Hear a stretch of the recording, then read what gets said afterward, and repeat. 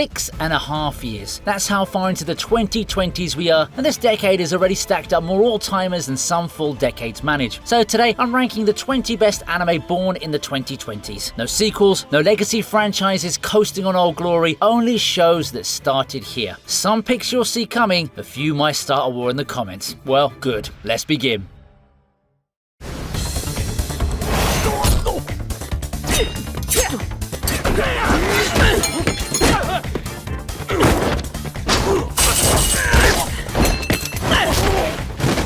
Two stories. One kid outside the walls in a ruined Japan searching. One group of children inside a pristine facility asking what's beyond it. The gap between these two stories is the show. Heavenly Delusion is the kind of mystery construction I want to hand to screenwriting students. Production IG animates the wasteland with this eerie, sun-bleached beauty, collapsed cities gone soft with vegetation, danger arriving without musical warning, and Maru and Giruko's dynamic gives the wandering real warmth to hang on to. I'll tell you this though, I was blown away by the resistance this show puts up. The show trusts you to hold contradictory information across episodes and let the dread assemble itself, and when pieces do lock together, it never stops to applaud its own cleverness. There's one mid-series episode that genuinely unsettled me in a way anime rarely manages anymore, and I'll say nothing further because walking in unprepared is the entire experience. It ends with questions still open, and a continuation can't come fast enough. Post-apocalypse is a crowded genre. This one walks through it like it owns the deed.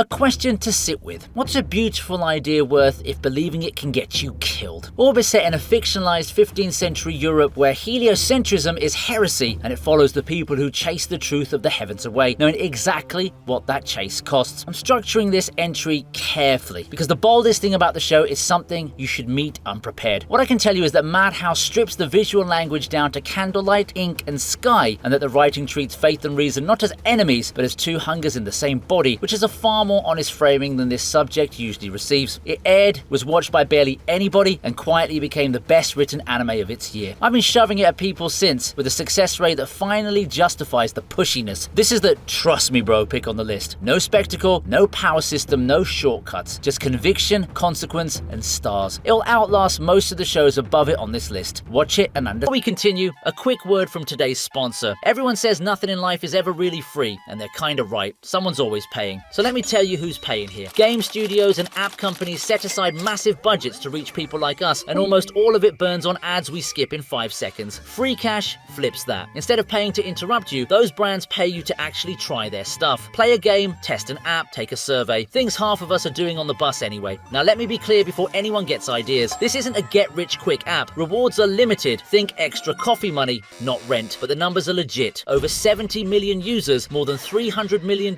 paid out, 4.7 stars on Trustpilot. I picked a game offer, played for a bit, and watched the balance actually move. One tip, enable app tracking because that's how your progress gets counted and rewarded. Cash out starts at just $25. PayPal, crypto, gift cards, and my link gives you a $10 bonus after your first offer. That's nearly half the threshold before you've done anything. Links in the description and pinned comment. Go get paid for your screen time. 観光客ってのは財布の紐が緩いし、日本は治安がいいと刷り込まれてる。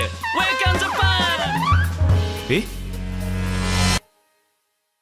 あいつか？ A kid con man in Los Angeles tries to scam the wrong tourist, and by sunset he's in debt to the greatest swindler alive. Now that's episode 1, and I was gone. Great Pretender runs on a case structure. Each con is its own mini-movie with a new city, a new mark, and a new layer peeled off the crew pulling the strings. The colour design deserves its own award ceremony. Skies in sherbet orange, cities painted like postcards left in the sun. A visual identity nothing else that year came close to touching. Underneath the style though, it's a show about liars slowly running out of people to lie to, including themselves, and Laurent remains one of the most watchable enigmas of the decade. I'll be upfront, okay? The final stretch swings big and doesn't fully stick the landing, and I've made my peace with that already. Huh? The journey is simply too good. Con artist stories live or die on whether you feel smarter for watching, and this one had me grinning like an accomplice. Case closed, Your Honor.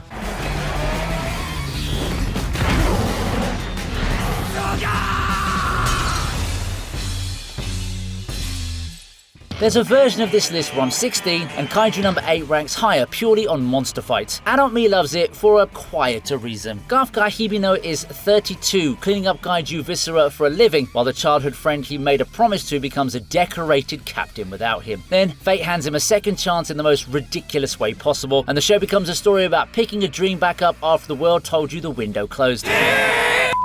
I've mentioned before how much that premise gets under my skin, given how late I started this channel, and rewatching it for this list confirmed the feeling wasn't a phase. Production IG keeps the spectacle clean and readable, creature designs with real menace, action you can actually follow, a supporting cast that earns its screen time. Is it the deepest show here? No. You know what? It's not trying to be. It's the best popcorn anime of the decade with a beating heart hidden in the tub of butter. Sometimes that's exactly enough.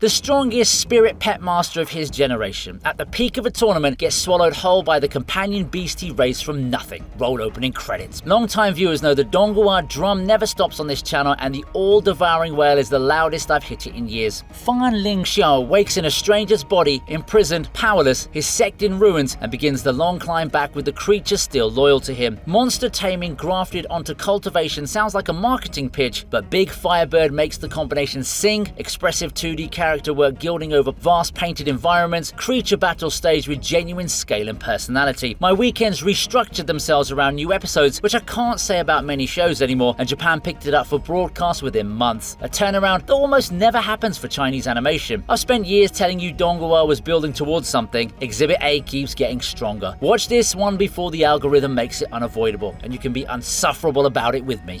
私たちを阻むものを全て飲み込むとお前さえいれば失った全てを取り戻せる行こう私と一緒に天下一に上り詰めよう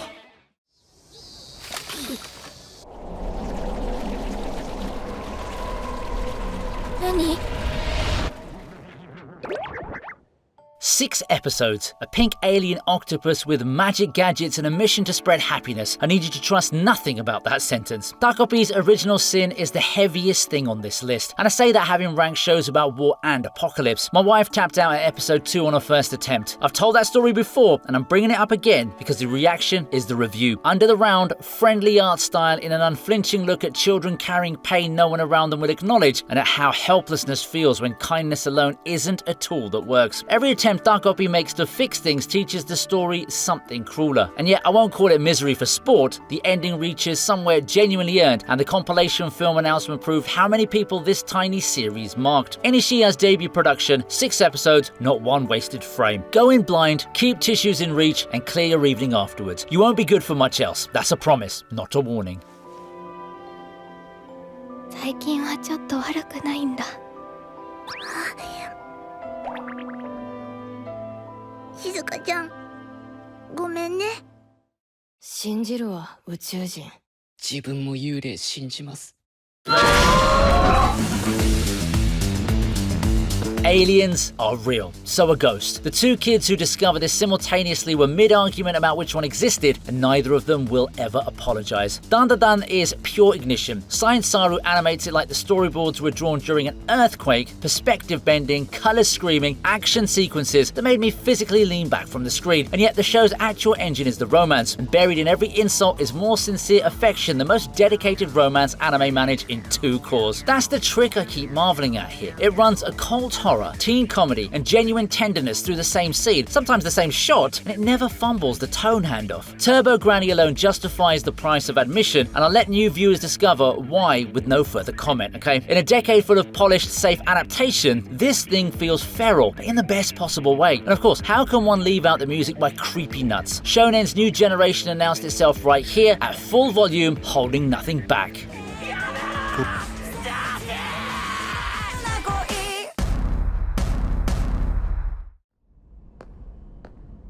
Brau 1589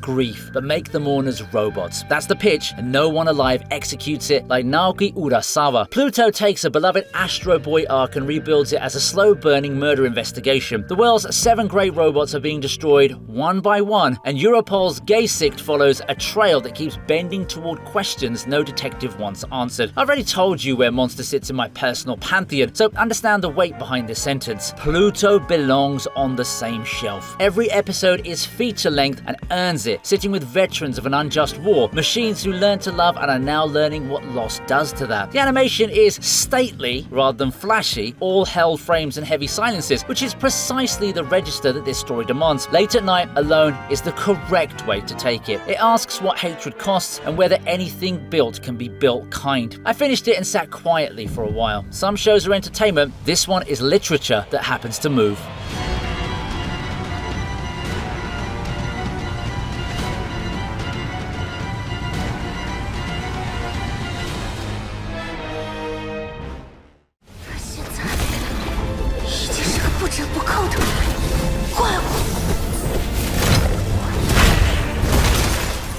In this world, belief is a power source. If the public trusts you, you can fly. If a scandal breaks, you fall out of the sky mid-sentence. You already know why a premise about living and dying by public perception speaks to a man whose rent depends on watch time. But To Be Hero X earns its spot on merit. Lee Howling, the director behind Link Click, structures the season as interlocking arcs told out of order, each one quietly rewiring what you thought the last one meant. The animation shapeshifts between polished 3D and feral, expressive 2D depending on whose story you're inside, and Hiroyuki Sawano scores the whole circus like it's the end of the world. And you know what? I kid you not, those songs are still on my workout playlist. Lin Ling, an ordinary ad man forced to wear a legend's face, is our anchor through the madness. This is Donghua swinging at ideas most superhero media won't touch, and connecting repeatedly.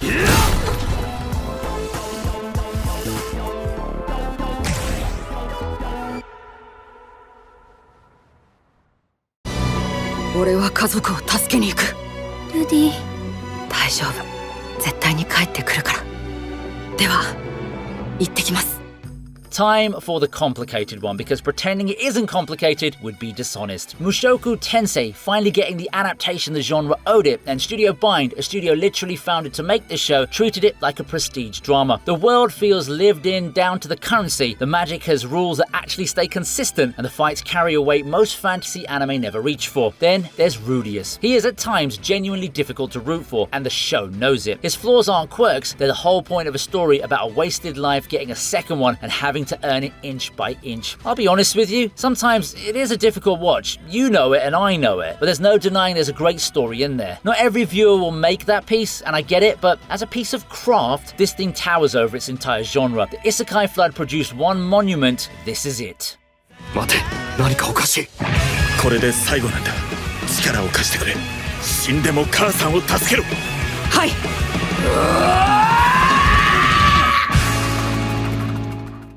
Quick pause. If this list has earned it so far, a like does genuinely help, and subscribe if you're new, because the top 10 is where I start losing friends. Imagine Romance of the Three Kingdoms, except the collapsing empire is Japan and the collapse already happened. あんたはすげえ。めちゃめちゃすげえ。じゃけど、リスペクトの上で一つし。 Nuclear fallout, plague, and a catastrophic quake have gutted the country to 1/10 of its population and dragged technology back a century. 3 rival nations rise from the wreckage, and a former agricultural officer named Aoteru Misumi decides, armed with little more than historical knowledge and a dangerous tongue, to stitch them back together. I called this one of 2026's best a few weeks ago, and the back half of its season only strengthened my case. The writing is patient in a way high-concept stories rarely allow themselves to be. Motivations get room to breathe, silence is held a beat longer than expected, and when violence arrives, it lands with actual consequence. Yes, it's the newest show on this list, and yes, recency is a real risk when you're ranking a decade. I've weighed that, okay? It stays. Some debuts announce themselves quietly and then refuse to leave your head, and this is one of them.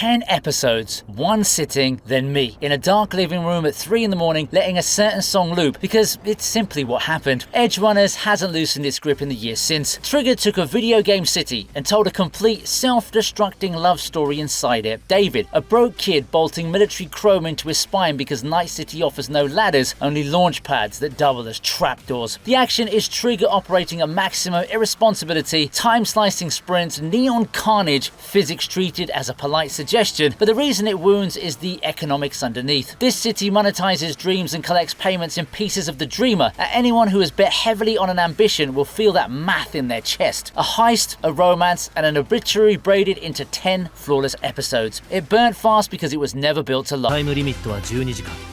準備 OK。行くぜ相棒。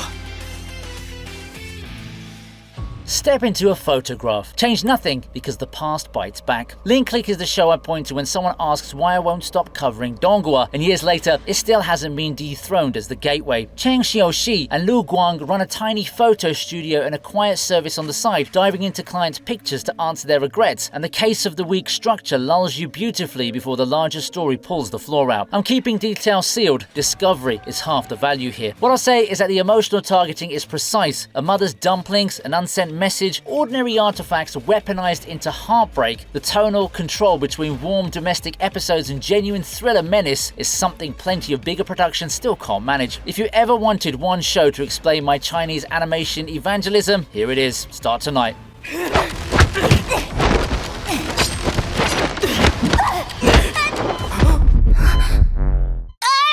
Butchie! Butchie! Butchie! Ah, this show. Ranking of Kings looks like a bedtime story. A tiny prince, soft crayon colors, a kingdom drawn in gentle lines. Boji can't hear, can't speak, and can't lift a proper sword, and his own subjects rank him somewhere below furniture. What which studio does with that setup is quietly ruthless, because Boji has no strength. The animators build his fights entirely out of evasion and precision, reading an opponent, slipping a strike by a hair, dismantling giants through accumulated grace, and it produces some of the most inventive action choreography of the decade, wearing a picture book as camouflage. Then there's Gage, a shadow with a bleak past whose friendship with Boji reduced a grown man on this channel to sniffles more than once. The core intrigue around them has real venom too. Don't mistake gentle art for gentle writing. Underestimating this show is the exact mistake everyone in it makes about Boji. Learn from us.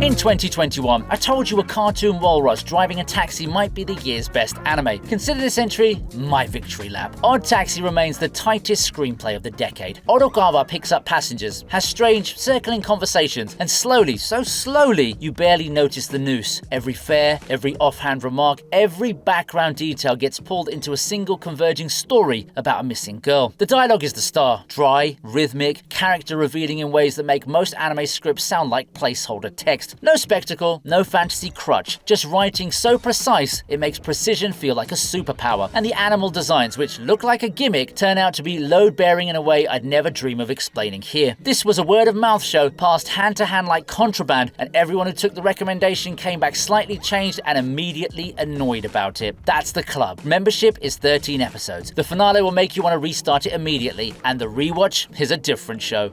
ただせめて普通の生活がしたいだけなのにんなことも叶えられねえのかよ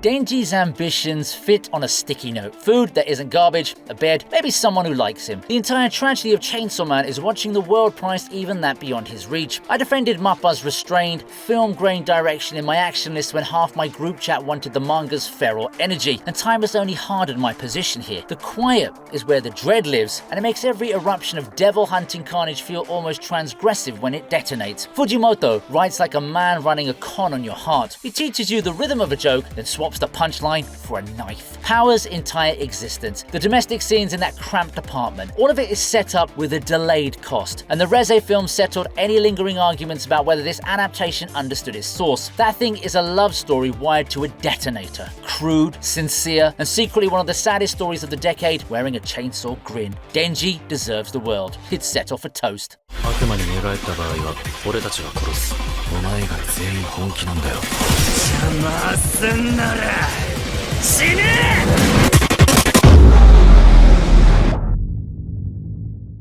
お父さん、よう言うてたわな。お皿洗って後片付け終わるまでが料理やって。The young man returns to his island hometown for a funeral, and something at the service looks back at him wrong. Summertime Rendering is one of the best thrillers of this decade, and the fact that half the community missed it because of streaming exclusivity should be classified as a minor crime. Shinpei's gift and curse is a loop mechanic I won't detail beyond this. Every reset costs something, the enemy adapts, and the show wrings 25 episodes of escalating chess out of rules it never once breaks. That's the part that got me, the discipline. Loop stories usually fray by the finale. This one tightens. The island setting does heavy lifting too. Blinding beaches, humid shrine forests, a community where everyone knows everyone, which makes the paranoia hit like a personal betrayal. Binge it with the blinds closed, then join the rest of us who never shut up about it. 新平、ミオのこと守っちゃってね。待ってくれ牛よ。こたびはよくぞ魔王を打ち倒した。これで世界に平和な時代が訪れよう。 The hero's party defeats the Demon King and the story starts after. An elf who will live for millennia watches her companions grow old and only begins understanding what they meant to her once the chance to say so has gone. That premise alone would earn a spot in the top 5. Madhouse built on top of it and nearly took the crown outright. Free Ren treats time as its true subject, how memory ambushes you decades later, how a journey's meaning arrives long after the journey ends and delivers it through some of the most quietly beautiful production this medium has produced. The magic jewels are strange and physical when they come, but the show's real power lives in the pauses. A shared meal, a remembered gesture, a sunrise held 2 seconds longer than any other studio would dare. I've praised this series across multiple videos, and familiarity hasn't dulled a frame of it. It makes me sit still and think about the people in my own life, which is a strange, precious thing for a fantasy anime to do. フリーレン、いつか君に見せてあげたい。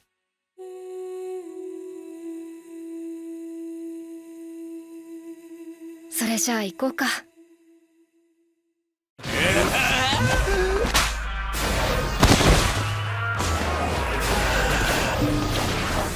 生徒の前なんでね。かっこつけさせてもらうよ。 And here it is, the show that opened this decade and still owns it. Jujutsu Kaisen arrived in October 2020 and immediately reset expectations for what weekly shonen animation could look like. Mappa shooting fights from inside the exchange, camera strapped to the violence, cursed energy giving every clash a tactical spine underneath the chaos. Then Shibuya happened, and I lived that arc weekly, sometimes dreading the play button, watching a story where victories left craters and the cast paid tolls that had never got refunded. Very few shots have made me feel genuine unease about pressing continue. Fewer still made the unease feel like the point. The Culling game topped my mid-year list, so my cards were already on the table. Across 6.5 years, nothing has sustained this ceiling for this long at this scale with this much cultural gravity. The mandatory footnote stays, the staff behind these seasons deserve far better conditions than this industry gives them, and that gets said every single time. What they've built defines the decade, so the decade's crown goes here. It was earned in Shibuya. 行こう。